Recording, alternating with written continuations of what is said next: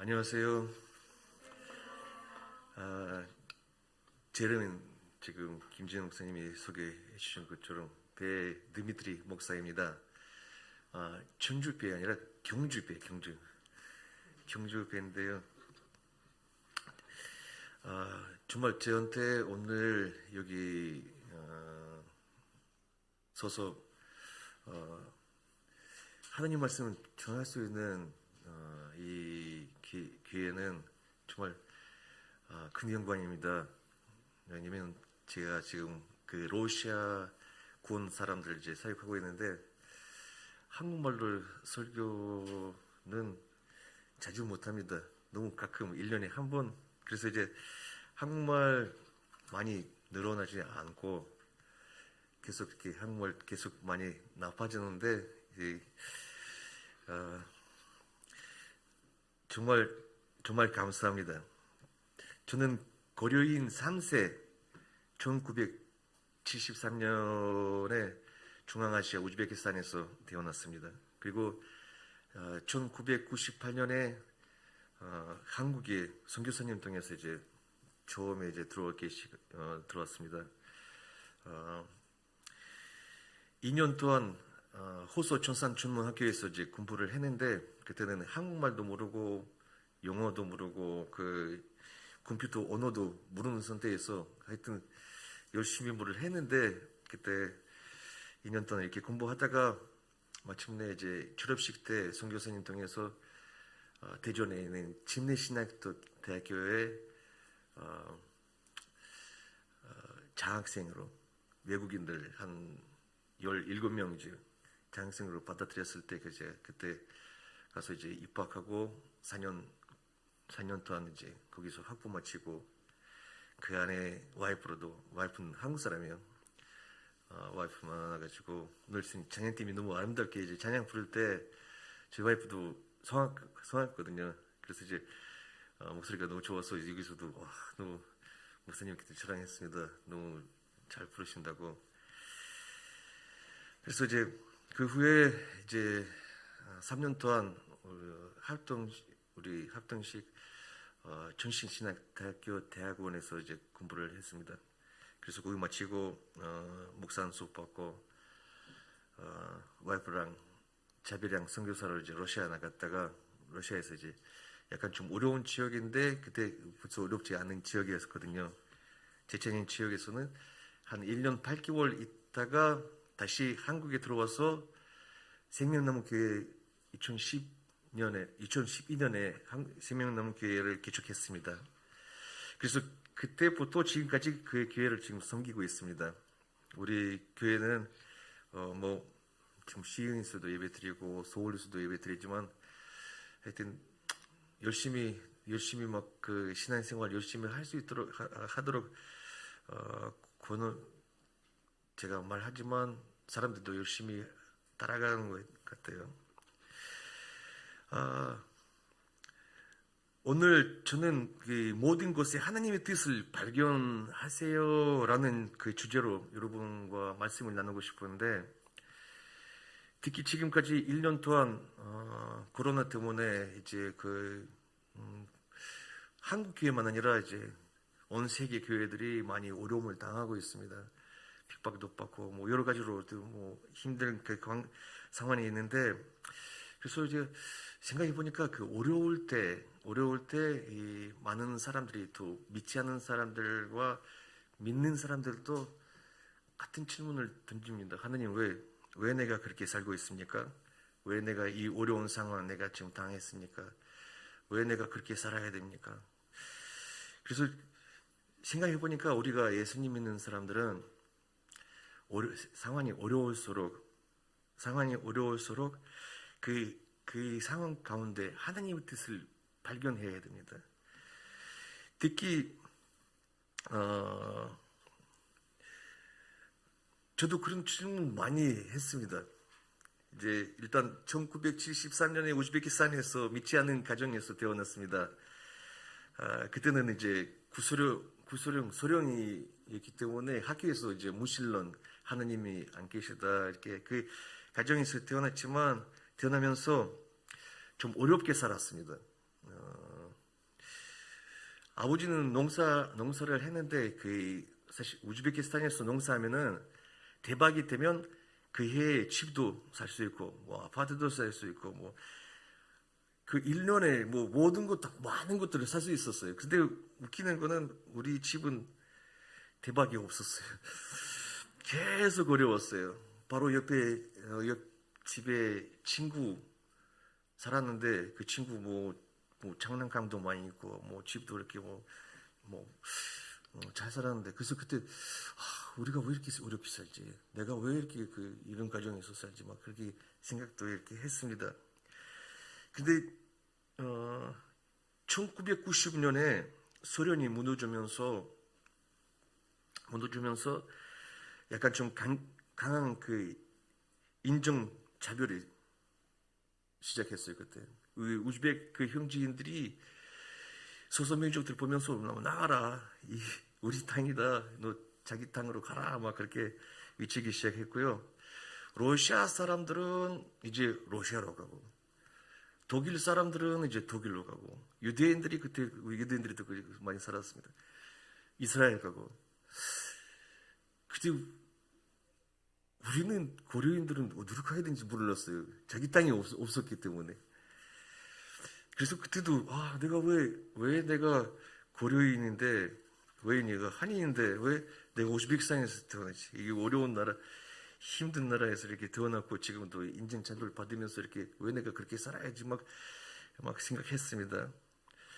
근데 바로 그때 인종 갈등 제일 심할 때 미국 교포, 한국 선교사님들이 이제 들어오기 시작했습니다. 그때는 정말 모르겠어요. 딱 제일 어려울 때, 제일 고려인들이 좀 이렇게 어떻게 어떻게 해야 되는지 몰랐을 때 그때 한국 선교사님들과 그때 미국에서 교포 선교사님들이 이제 우즈베키스탄에 들어오기 시작했습니다. 1990년대. 저는 1993년대 예수님을 믿었어요.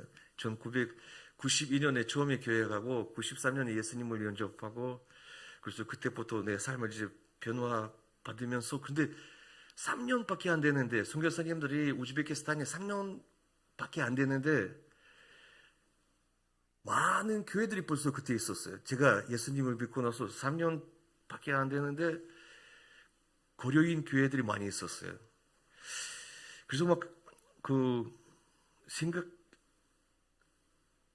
맞아요. 우리 선교사님 한 명 중에 75세 선교사님이 있었어요. 한인 미국에서 이제 오셔가지고 그래서 선교사님으로 오셔서 그래서 그 할아버지 저한테 제가 선교사님으로 목사님으로 안 불렀어요. 할아버지 불렀어요. 그래서 이제 관계가 이렇게 할아버지 선자 관계에 있었어요. 그래서 그 할아버지가 선교사님이 저한테 그런 질문을 했습니다. 너 누구냐? 그래서 나는 고려인이다. 근데 네가 지금 어디서 살고 있냐? 우즈베키스탄에 살고 있다. 그럼 언어는 어느 언어로 지금 이야기하고 있냐? 러시아어를 사용하고 있다. 그럼 당신 누구냐? 그때 정말 내가 나는 진짜로 왜 이러지? 내가 누구지? 왜 내가 지금 고려인데 우즈베키스탄에 살고 있고 우즈베크 말도 모르고 러시아 말 사용하는지 그때 사실 부끄러웠습니다. 벌써 그때 22살 정도였는데 내가 누군지 몰랐기 때문입니다. 그래서 나중에는 이제 믿음이 좀 생기니까 제가 하나님 백성이다. 나라는 이제 하나님의 나라에서 거기서 있다. 나 하나님 백성이기 때문에 그렇게 말했지만 한쪽에서는 항상 내가 한인이고 우즈베키스탄에 살려고 있고 자기 땅이도 없고 그래서 그런 약간 좀 이게 그런 감정이 가지고 있었어요. 한명 선교사님 설교 통해서도 보면 유대인들과 그다음에 이제 한국 사람하고 유대인과 역사가 비슷한 거 아니라 약간 좀 민족성이 비슷하고 얘기 들었습니다. 왜냐하면 온 세계 어디를 가면 유대인들이 있고 그리고 똑같이 어디로 가더라도 한국 사람들이 있다, 한인 사람들이 있다. 그거 이제 우리 소련에서도 유대인들이도 있었고 그 고려 사람들이도 있었습니다. 그래서 제가 사실 그 야곱과 그의 자녀의 생일을 그 기록하는 거 자세히 마지막 장 그 50장을 보면서 한번 좀 생각했어요. 이 진짜로 비슷한 거 너무 많이 발견했습니다. 우리 한인 사람들이 1860년, 1862년, 69년, 71년, 876년, 1883년에 그 자연 재해 때문에 그 기근 너무 배고파가지고 그다음에 이제 너무 여러 가지 병들이 너무 많이 있어서 그 러시아 북쪽 그쪽으로 이제 나가기 시작했습니다. 많은 사람들이 이제 나가기 시작했는데 저는 그때 러시아 군인들이 거기 있어서 러시아 사람들이 살지도 않은 땅이 있거든요. 러시아 군인들이밖에 없었는데 러시아에 땅이었지만 그 고려 사람들이 그쪽으로 이제 올라가니까 농사도 잘하고 뭐 열심히도 하고 그래서 이제 바로 국적도 치고 뭐 환영했습니다. 그래서 이제 열심히 알잖아요. 그 한국 사람들이 열심히 있고 그래서 이렇게 열심히 살으니까 그 러시아에서 인정도 받고 그 다음에 이제 군인들이 그 필요한 음식이나 뭐 재료나 뭐 이거 다 한국 그쪽을 이민했던 사람들이 이제 계속 그렇게 도와주는 사람들이 되어버렸습니다. 야곱과 12 애들도 마찬가지입니다. 그때 제일 어려울 때, 힘들 때, 밥이 없을 때, 먹을 거 없을 때, 그때 예굽으로 들어오는 것 같이 이 한인 사람들이 이제 그쪽으로 이제 이민하는 거 딱 보면은 약간 좀 비슷해요. 그 출애굽기 1장 8절 11절 말씀을 보면은 요셉은 알지 못하는 세 왕이 일어나 애굽을 다스리더니 그가 그 백성에게 이르되 이 백성 이스라엘 자성이 우리보다 많고 강하다. 자, 우리가 그들에게 대하여 지혜롭게 하자. 두렵건대 그들이 더 많게 되면 정쟁이 일어날 때에 우리 대적과 합하여 우리와 싸우고 이 땅에 나아갈까 하노라 하고 감독들을 그들을 위해 세우고 그들에게 무거운 짐을 쥐워 괴롭게 하여 그들에게 바로를 위하여 국고성을 도돈과 람셋을 건축하게 하니라. 하여튼 그 애굽에서 이제 왕이 바뀌면서 요셉을 모르는 왕이 돼가지고 그 괴로운 생활 이제 그 이스라엘 민족들의 이제 괴로운 생활 시작했습니다. 똑같이 보면은 러시아 쪽으로 이민했던 그 고려인들은 1910년 일본 그 한국을 이제 점령했을 때 독립군들이 그 연해주의 쪽으로 많이 이제 여기서 나갔어요. 근데 독립군들이 나가면서도 보니까 일본 그 정보관들도 러시아로 많이 들어왔어요. 근데 러시아 사람들이 볼 때는 일본이나 한국 사람이나 똑같이 생겼어요. 그래서 누가 누군지 몰라요. 독립군인지 일본 정보관인지 몰라가지고 나라에서 이제 고려인들을 이제 핍박 시작하는 거예요. 그런데 1917년에 러시아가 이제 소련이 되면서 왕이 바뀌면서 모든 정부도 바뀌고 1937년에 강제이동 진짜 막 그때 저는 사실 좀 몰랐어요. 할머니가 우리한테 그런 이야기를 안 했고 그냥 그렇게 살았어요. 왜 그렇게 그런 이야기를 안 했는지는 모르지만 그때 선교사님 집에 한번 초대받아가지고 그 선교사님이 드라마를 막 매기고 그다음에 드라마를 한국 드라마를 딱 켰는데 그 드라마 그 내용 속에 딱 보니까 그때 강제 이동 그 고려 사람들이 강제 이동 봤습니다. 나중에 이제 보니까 역사에서 보니까 엄청 많은 사람들 죽었어요.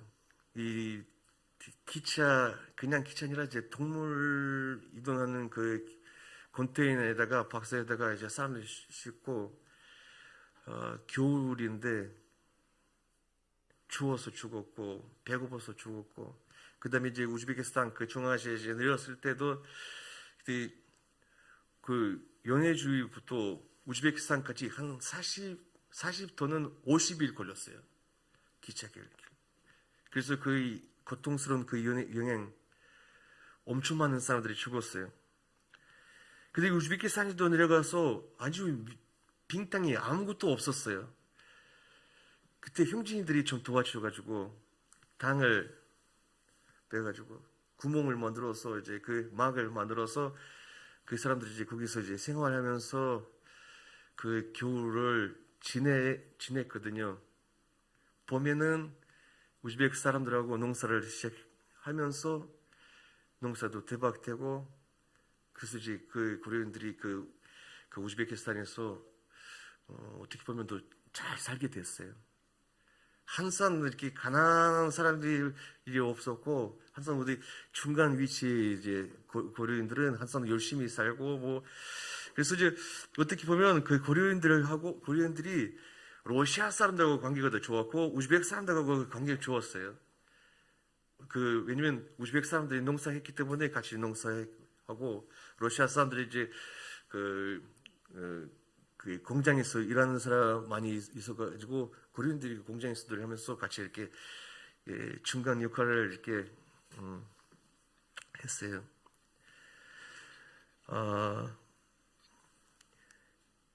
1983년에 35만 명이 고려인이 소련에서 살았습니다.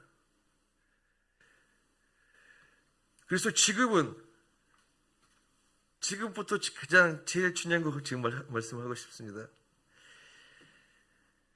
1990년에 선교사님들이 이제 우즈베키스탄으로 들어왔을 때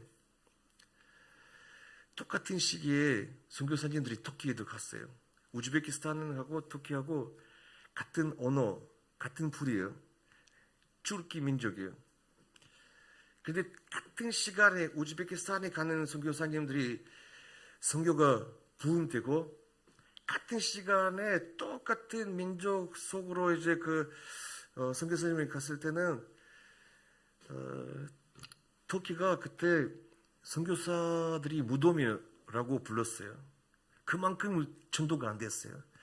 그만큼 사람들이 복음을 안 받아들였어요. 그냥 뭐 이렇게 위험하지 않았지만 근데 선교사님들이 고생하다가 다시 한국 들어와가지고 여기 회복하는 시간이 필요했었대요. 너무 선교가 안 돼가지고. 근데 같은 시간에 우즈베키스탄이 부흥되는 거예요. 그래서 왜 그렇게 되는지.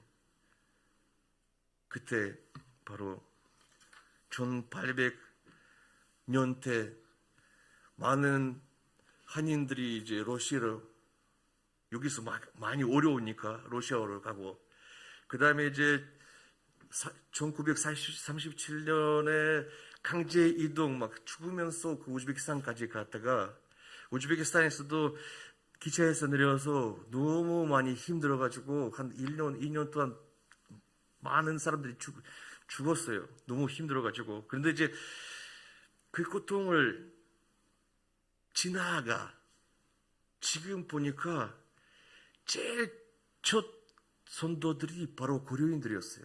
선교사님들이 이제 교포 선교사님들이 얼굴도 똑같이 생겼고 한국 선교사님들이 다 피부도 똑같고 얼굴도 똑같으니까 고려인들이 이제 교회로 가는 거예요. 또 그때 바로 인종차별이 너무 심해가지고 아무리 학교에서 똑같이 러시아 사람, 우즈베크 사람, 고려 사람한테 무신론 가르쳤지만 계속 어렸을 때부터 하나님이 없다. 한국에서는 이제 그래도 이제 주일학교도 나올 수도 있고 계속 하나님이 안 계시다. 이거 다 거짓말이다. 이렇게 그거 다 심었지만 이거 그 어려움 때문에 그 고려인들이 그리 어려움 때문에 한국 사람들이 이제 선교사님 들어올 때 바로 교회에 갔어요. 그래서 교회가 많이 부흥됐어요. 하지만 처음에는 믿음 때문에 가는 거 아니죠. 뭐 그냥 이제 한국말도 배우고 그다음에 교회에서도 재미있고 선물도 받고 뭐 여러 가지로 사람들이 이렇게 나갔지만 나중에 이제 믿음이 생기고 이 고려인들은 중간 역할을 이제 선교사님이 나가면서 이 고려인들은 러시아 사람들에 복음을 전하고 우즈벡 사람들에 복음을 전하고 지금은 이제 고려인 교회 보면 고려인 교회 말할 수가 없어요. 왜냐하면 고려인 거의 없어요. 러시아 사람, 우즈벡 사람, 뭐 다른 소수 민족들이 다 지금 우리 교회에 나와요. 왜? 그때 선교사님들이 제자들을 세워서 바로 그 제자들이 그 어렵게 그 우즈베키스탄까지 하나님께서 보내주셔가지고 지금 확실하게 하나님께서 그때 보내주셨어요. 만약에 하나님께서 그때 보내주지 않으셨으면은 우즈베키스탄에 그때 복음이 들어갈 수도 없었어요. 아마 터키처럼 이렇게 될 수도 밖에 없었어요. 아마 터키보다 더 힘들었어요. 왜냐면 소련이니까 이 하나님이 안 계시다 이렇게 가르쳤기 때문에. 그런데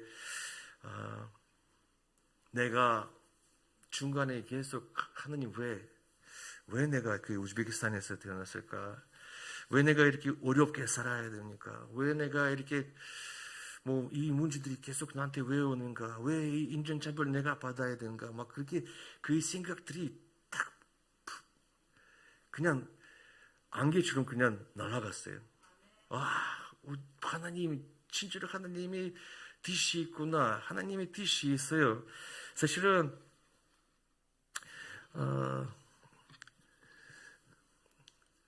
저는 이제 한국에 들어와서 이제 한국에서 신학교에서 공부할 때는 그렇게 생각했어요.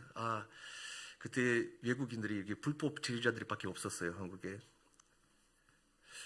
그래서 이제 여기서 외국인 사역은 신학생들이 해야 돼요. 근데 이제 목사 수업 받으면 다시 우즈베키스탄 가서 아니면 러시아에 가서 어디 그 나라에 가서 거기서 사역해야 그거 올바르다고 생각했어요. 그래서 마침내 이제 목사 수업 받고 주님께 이제 인사하고 와이프랑 이제 선교사로 이제 나갔어요. 선교사로 나갔다가 그 체첸 거기 무슬림도 좀 심해요. 그래서 이제 뭐 1년 8개월 동안 일하면서 뭐 이것저것 막 그렇게 하다가 와이프가 좀 아파가지고 다시 한국으로 들어왔어요. 한국으로 들어왔더니 보니까 비자도 받고 공식적으로 한국에 들어오는 사람들 러시아권 사람들만 그때 10만 명이었어요. 지금은 17만 명이에요. 10만 명 물고기가 아니라 이제 그 물고기로 생각하면은 물고기죠. 하나님께서 다시 한국으로 그 사람들이 딱 보냈어요. 왜 보내는지 그냥 일 때문에 뭐 돈 벌기 위해서 그 사람들이 그렇게 생각하지만은 그때 지금 보면은 하나님이 이 사람들 지금 사랑하시고 하나님이 한국을 사랑하시고 왜냐면 한국을 통해서 그때 한국 선교사님들이 미국에서도 그냥 미국 백인들이 왔으면은 아마 그 고려인들이 그쪽 교회 안 갔을 거예요. 근데 이제 고려인 그 교포 선교사님들이 우즈베키스탄에 들어오셨기 때문에 많은 사람들이 구원을 받고 많은 사람들이 회개하고 하나님의 자녀가 되고 그래서 이제 그 아름다운 하나님이 이 선교의 역사, 구원의 역사가 참 그때 어렵게 우리 할아버지 할머니들이 한국에서도 그때 많이 어려웠어요. 그때 일본 사람들이 여기서 지배해가지고 근데 지금 보면은 하나님의 뜻이 있었어요. 하나님의 뜻이 있었어요. 하나님께서 사람들을 구원하기 위해서 하나님의 뜻이 있었구나 이렇게 생각하게 되었습니다. 제가 신학생들을 위해서 왜 그거 말했는지 나가면서 여기서 신학 공부하고 남는 목사님들이 있었어요. 러시아 목사님들이. 그래서 내가 아이고 참 이거는 신학생들을 위해서 이게 사역이지 한국에 나가서 이제 사역해야지 막 그렇게 생각했어요. 제가 그 원망 좀 하고 이렇게 했는데 다시 한국에 들어왔을 때 이 많은 사람들이 10만 명 사람들이 벌써 그때 목사님들이 남아가지고 어떤 목적으로 남았는지 난 모르지만 근데 하나님께서 그걸 사용하셔요. 그래서 그때 벌써 제가 왔을 때 교회들이 막 100명, 뭐 50명, 뭐 70명 뭐 교회들이 러시아 사람들 모여서 예배 드리고 있는 거 보면서 다시 하나님 앞에서 너무 부끄러웠어요. 아, 참 내가 생각할 때는 내가 그렇게 생각할 수 있지만 하나님의 뜻을 봐야 되는데 하나님의 뜻을 보지 못하는 저를 너무 부끄러웠습니다.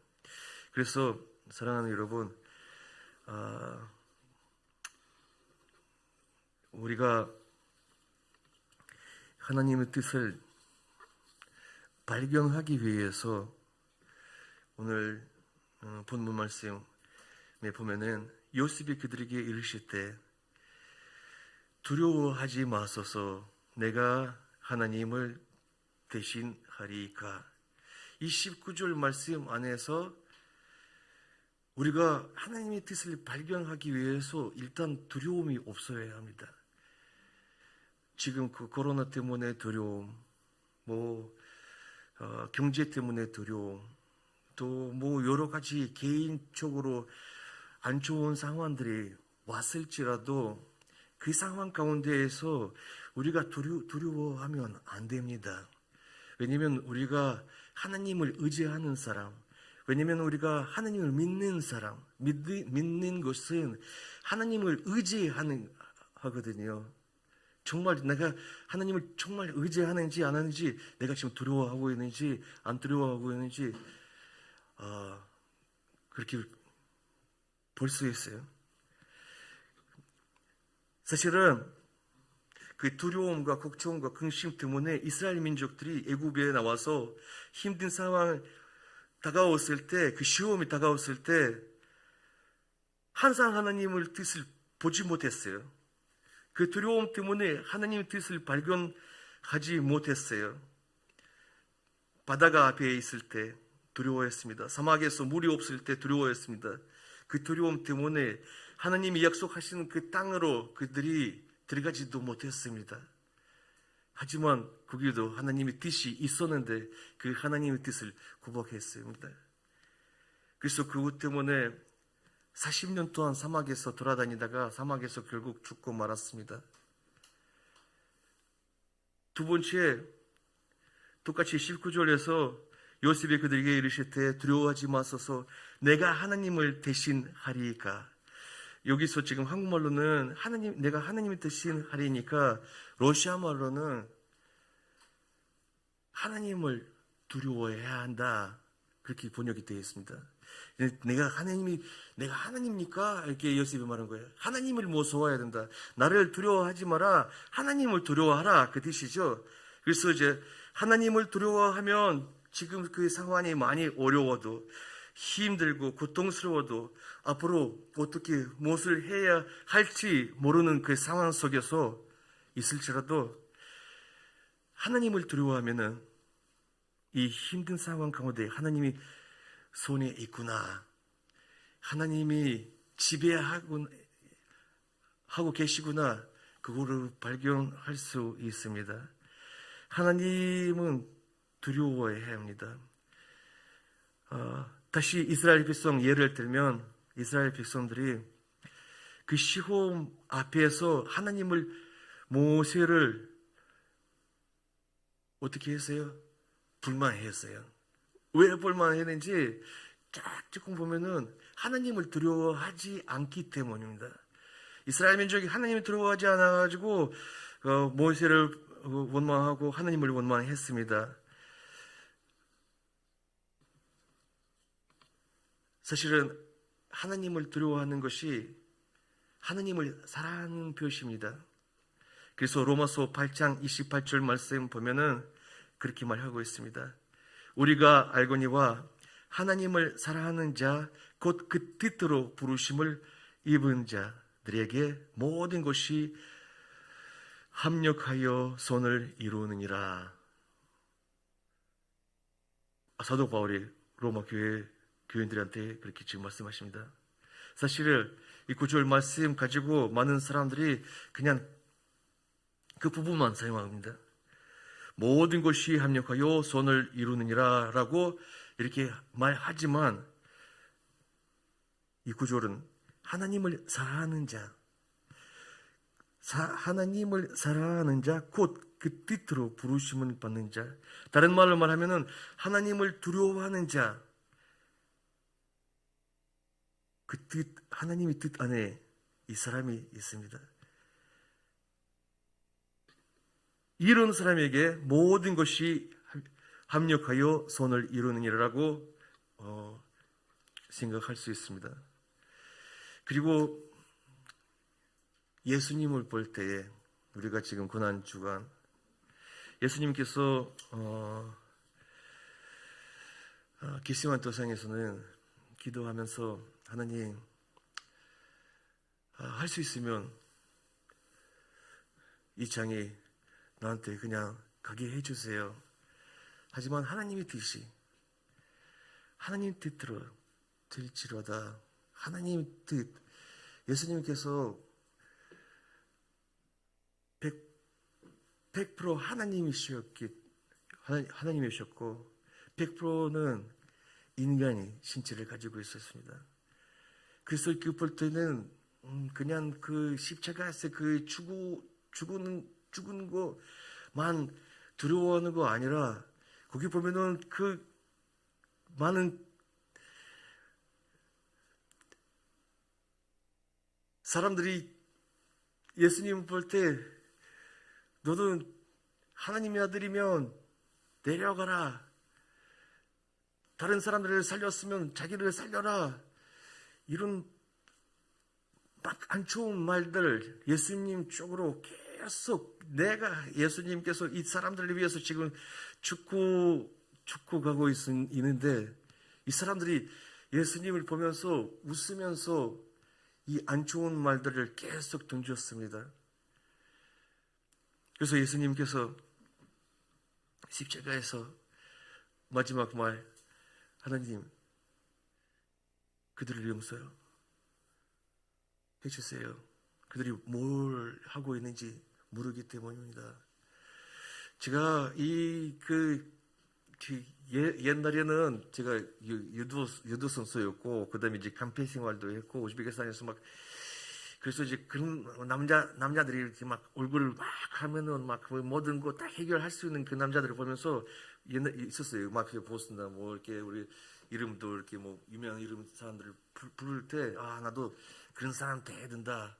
야 이거 진짜로 나 잘하고 이렇게 생각했는데 예수님 믿고 예수님의 모습을 딱 보면서 그 십자가에서 하나님 그들을 용서해 주세요. 그들이 지금 뭘 하고 있는지 모르기 때문입니다. 그래서 그때 이거 진짜 이거 진짜 남자입니다. 진짜로 이 모습이 모범이고 정말 이제 이 예수님을 닮고 싶은 삶으로 그때부터 내가 예수님을 보면서 이제 살아야 하구나. 내가 예수님처럼 돼야 된다. 이렇게 결정을 마음속에 이제 결정을 해서 진짜로 이분이 남자고 이분이 진짜로 모범이고 막 그렇게 살기를 결정할 때 있습니다. 하지만 우리 여호수아 볼 때 기억나시죠? 여호수아가 똑같이 이스라엘 민족들과 똑같은 사람이었고 뭐 싸움도 잘했고 그 장군이었지만 하지만 똑같은 사람이에요. 똑같은 상황에서는 똑같이 두려움이 왔어요. 똑같이 무서웠어요. 하지만 여호수아는 이스라엘 민족과 달리 할렙도 마찬가지고 달리 그 어려운 그 상황 가운데 두려워하지 않았어요. 왜? 하나님을 믿었기 때문입니다. 사랑하는 여러분, 우리가 지금 어려운 상황 가운데 있습니다. 이거는 지금 교회도 어렵게, 나라도 어렵게, 여러 가지 상황들이, 또 개인적으로 상황들이, 어려운 상황들이 있을 때, 우리가 하나님의 뜻을 발견하는 사람들이 되었으면 좋겠습니다. 너무 중요합니다. 너무 중요합니다. 지금 여호수아 1장 5절 9절 말씀 제가 읽겠습니다. 내 평생에 너를 능히 대적할 자가 없으리니 내가 모세와 함께 있었던 것 같이 너와 함께 있을 것임이라. 내가 너를 떠나지 아니하며 버리지 아니하리니 강한 담대하라. 너는 내가 그들에게 조상에게 맹세하여 그들에게 주리라 한 땅을 이 백성에게 차지하게 하리라. 오직 강하고 극히 담대하여 나의 종 모세가 네게 명령하는 율법을 다 지켜 행하고 우로나 좌로나 치우치지 말라.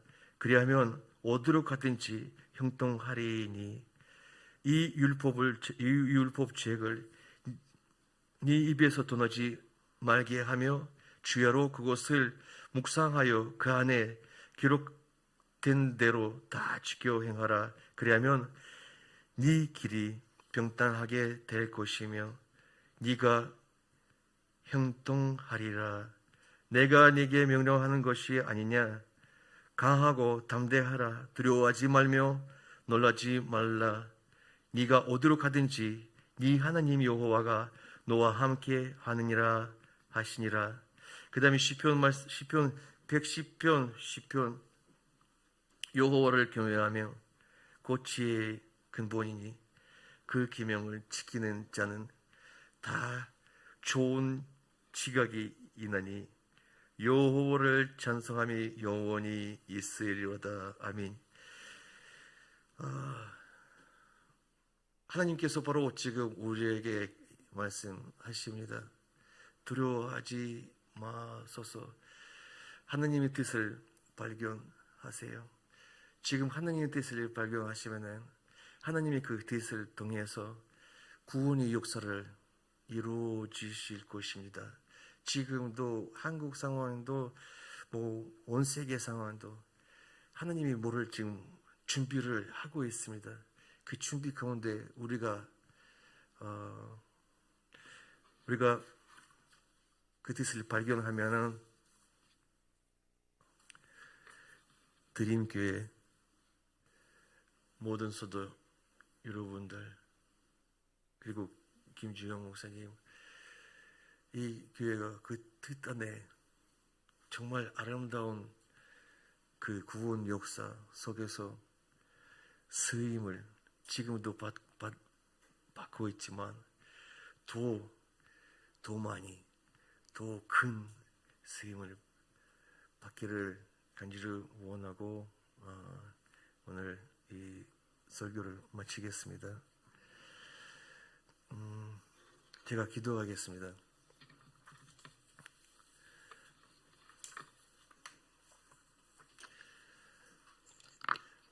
하나님 아버지, 하나님께서 정말 이 고통스러운 그 역사, 이스라엘 고통스러운 역사 통해서 그리고 한국 고려 이 어려운 그 역사 통해서 많은 사람들이 희생되면서 하나님께서 복음을 우리에게 정해주셔서 너무 감사합니다. 정말 하나님께서 우리들을 이렇게 많은 사람들이 아직 예수님을 믿지 않았지만 그 가운데 우리에게 하나님께서 오셔서 우리 마음속에 오셔서 우리에게 구원을 주셔서 우리가 예수님을 믿게 허락해 주셔서 하나님께 너무 감사하고 감사합니다. 이제 정말 우리가 그 하느님이 이 놀라운 역사 가운데 쓰임 받는 사람들이 삶으로 살 수 있도록 하느님께서 도와주시오 인도하여 주시옵소서. 정말 지금 이 어려움 가운데 사람들이 교회를 핍박하고 미워하고 싫어하고 많은 안 좋은 말들을 말할 때 주여 정말 그들이 뭐를 하고 있는지 몰라서 하나님께서 그들을 용서하여 주시옵소서. 그리고 우리가 정말 그 하나님의 뜻을 발견하고 더 열심히 신앙생활하고 더 열심히 하나님 말씀 속으로 빠지면서 그 말씀 안에서 우리 신앙생활에 정말 많은 사람들에게 모범이 될 수 있도록 하나님께서 도와주시고 인도하여 주시옵소서. 특히 드림교회 우리 김주영 목사님 그리고 모든 지사님들과 부목사님들 하나님께서 정말 더욱더 축복하여 주시옵소서. 성령 충만하게 하여 주시옵시고 더 많은 사람들이 이 교회를 통해서 하나님께 나올 수 있도록 하나님께서 인도하여 주시옵소서. 감사합니다. 저를 이렇게 부족한 한국말도 잘 못한 사람을 하나님께서 오늘 이 자리에 세워주셔서 감사합니다. 정말 주님께서 모든 영광을 받아주시옵소서. 하나님께 감사하고 또 감사하고 우리 주 예수 그리스도 이름으로 기도합나이다. 아멘.